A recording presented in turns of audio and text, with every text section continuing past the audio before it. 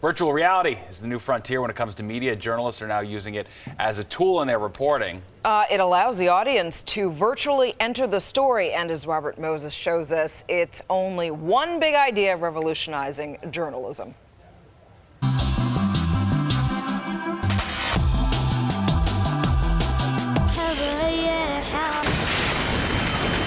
To you, this may look like a video game. To Nonny de la Peña, it's real life. People feel like they're actually in the story. They know that they're here too, but they feel like they're there as well. This is a recreation of an actual bombing in Syria in virtual reality. That allows a connection and an empathy with the events that I think is extremely unique to virtual reality. De la Peña is a former correspondent at Newsweek, a fellow at USC, and a self-described tech geek. Her inner reporter is still there. She has to do plenty of reporting to keep virtual reality as real as possible. She says thousands have donned these goggles and watched her pieces. For her, virtual reality is a way to reach people who aren't reading the paper or watching TV, but who still thirst for news. I think that this is a new platform, but is not one that's going to eliminate the old platforms. Journalism has come a long way since the days of Murrow We have been taking our cameras and Cronkite. President Kennedy.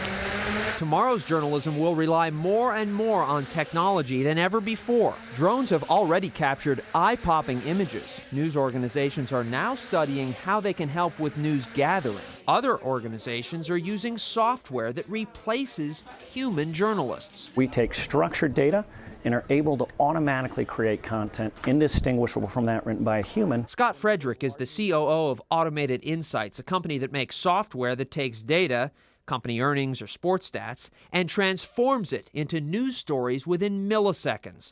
The software takes gobbledygook that looks like this and writes stories like this one. No humans required. The Associated Press uses the software for its earnings coverage. What's exciting is now we can help the AP cover all 4,400 publicly traded companies. We can do the who, the what, the where, and then we allow the journalists to do the why and the how. Some have predicted that technology will be the way of the future in journalism and that journalists like yours truly will do a slow disappearing act. Not so, says Frank Rich, who has written for the New York Post, the New York Times, and now writes for New York Magazine.